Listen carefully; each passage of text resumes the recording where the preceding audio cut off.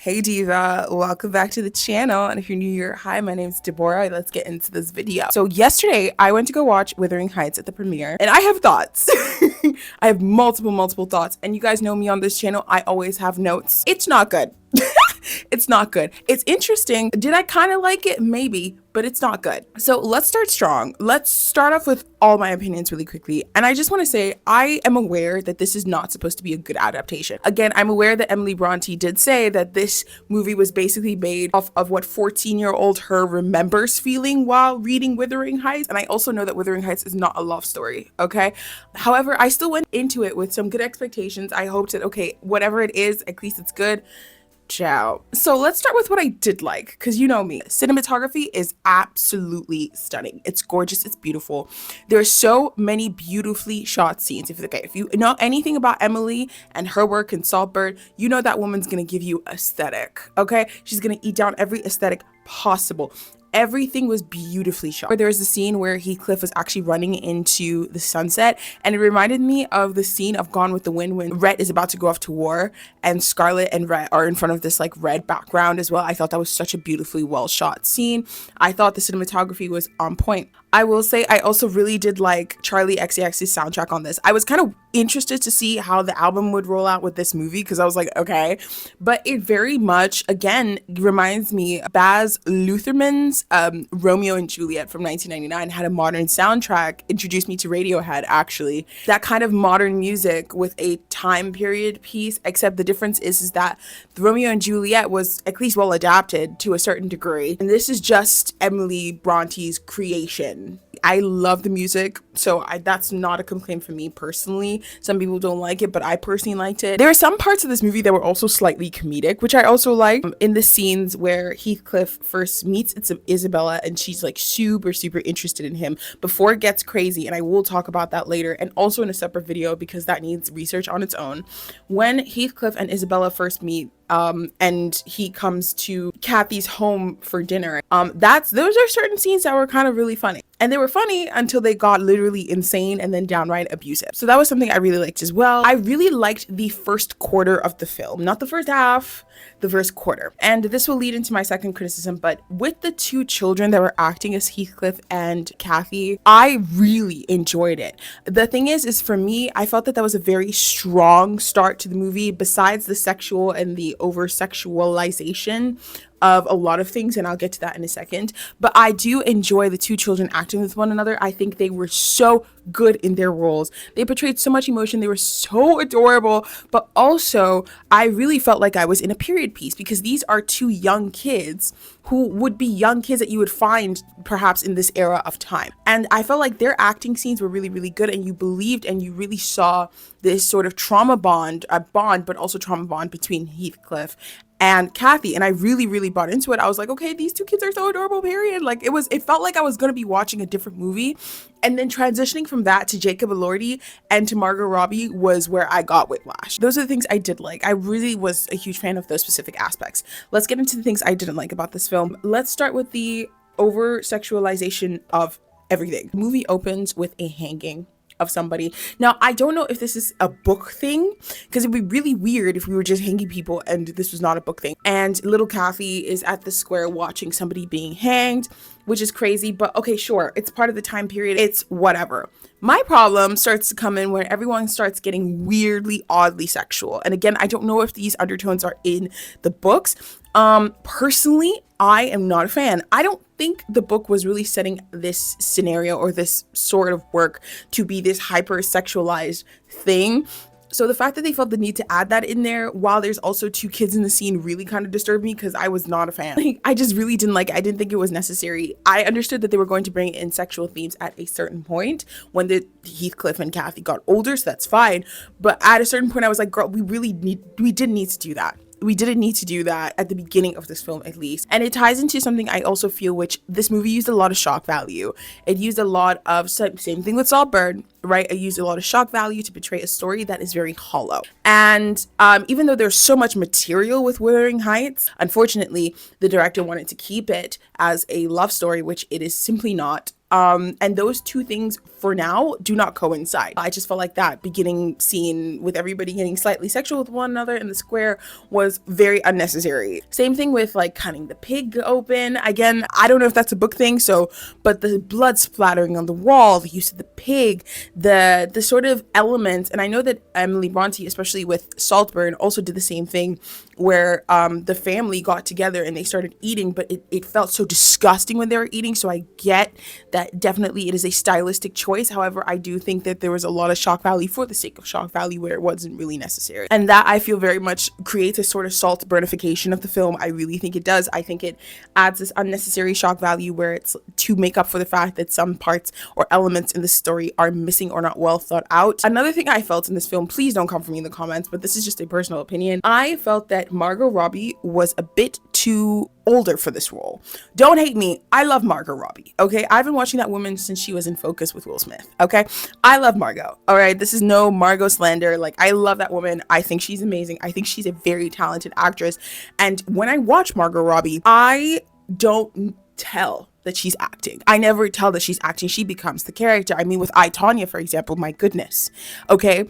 With this character at the beginning half, in the first half of this movie, when she's acting like Kathy, and Kathy is very spoiled. She's very much, bratty. She's not necessarily a good person in the books anyways, but that's besides the point.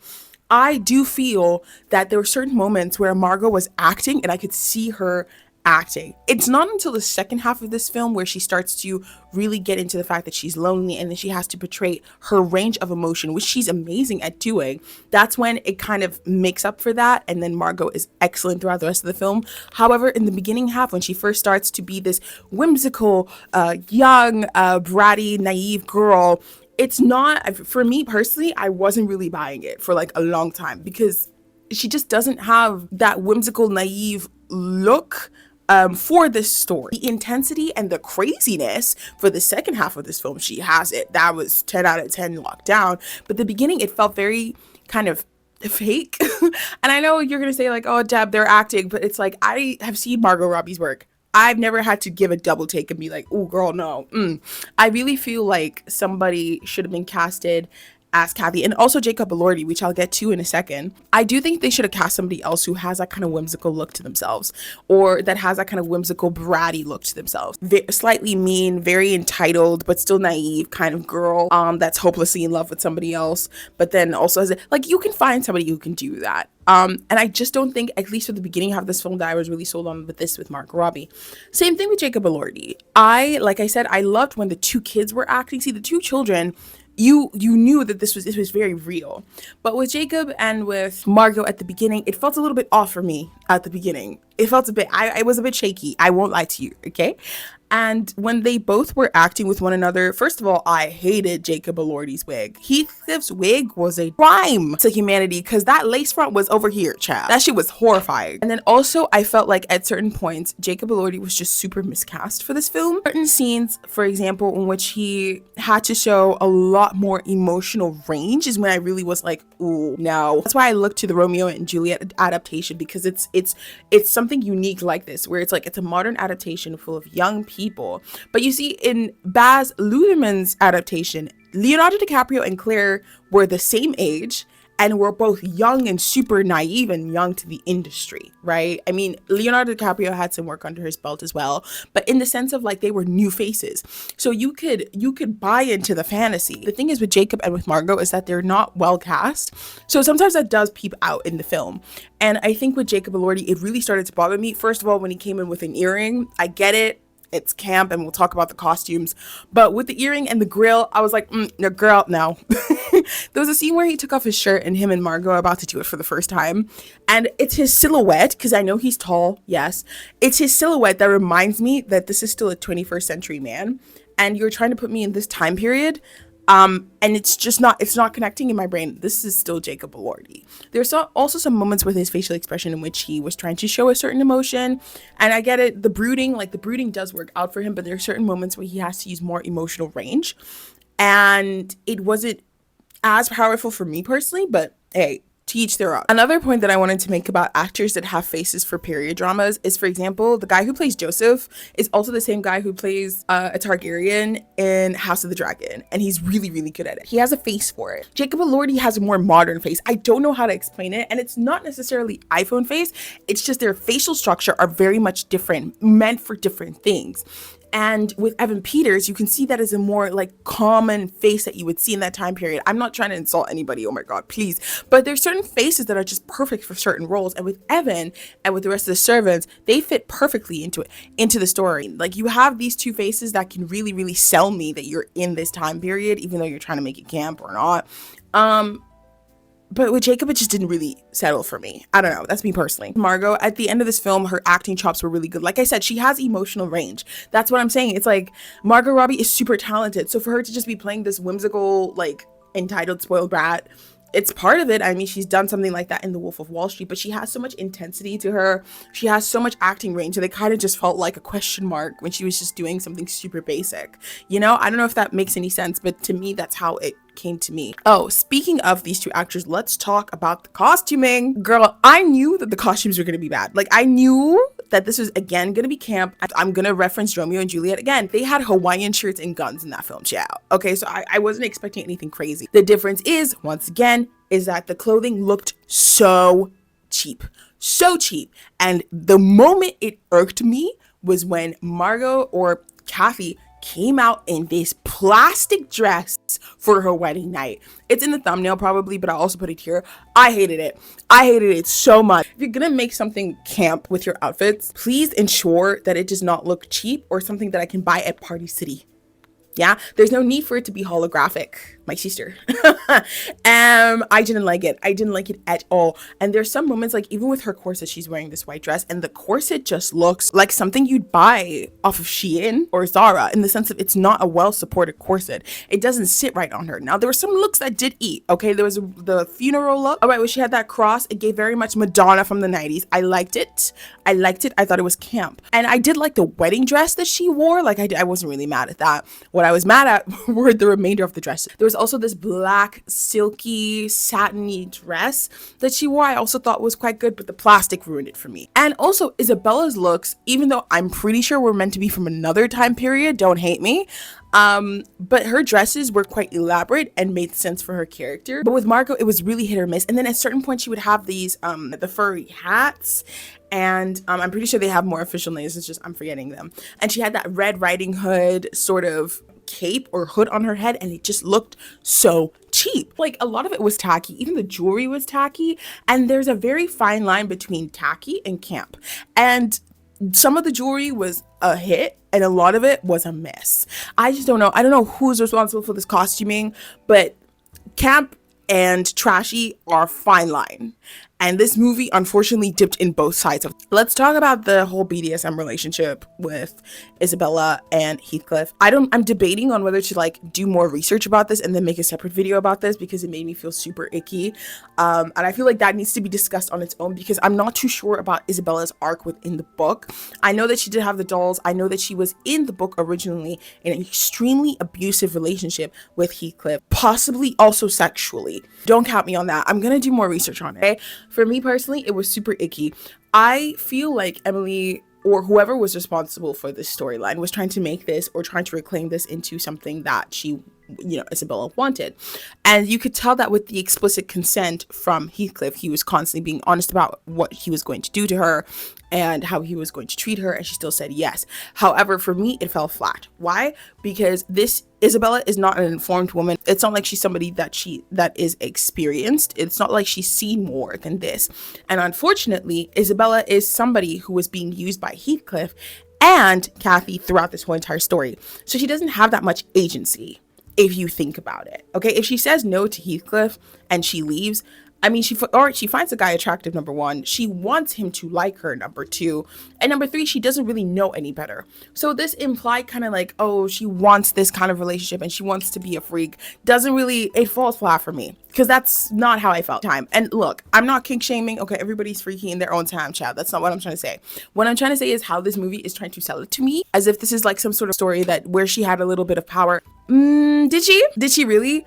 Another thing that I really didn't like about Isabella's storyline is that the whole time she's been infantilized. I mean, she has the dolls. It's like seeing somebody that's extremely childlike, very much just like, I wouldn't dare say Lolita complex because that's very, very, very, very, very, very grotesque. What I would say is that Isabella has a sort of childlike innocence to her, and it's very portrayed throughout the film. Same thing with the ribbons. To then throw her in the storyline where this guy is using her and doesn't mind other people seeing them while they're having sex. No, huge miss for me. I just didn't like it, and those are some of my opinions on it. But I might make a different video for this. Comment down below if you want that. I also remember that there was a lot of controversy about the fact that Jacob Elordi's character was whitewashed, or I guess Heathcliff's character was whitewashed, and he was supposed to be a person of color. I will say this now, I'm kind of glad they did not have a person of color in this, because the whole time Kathy was constantly reminded that Heathcliff is Kathy's pet. Imagine having a person of color being a white woman's pet. The optics of that would have been insane. The optics of that would have been insane. And so I'm not actually mad, because at the end of the day, this is not a real adaptation. This is just Emily Bronte's fantasy. And I'm kind of glad we don't have a person of color entangled in that. I'm sorry. As for Nellie's story, for example, I mean, look how Nellie's treated, right? I'm pretty sure Nellie has to be a more three-dimensional character in the books than in the movie. But again, Nellie is just used a bit as a prop, not really given much substance to her, and eventually alluding to jealousy for Kathy and her love with Heathcliff, where it's like, I'm pretty sure there was more to Nellie than that in the books. I will double check on this, but like, I'm sorry, I don't like the optics of any of that.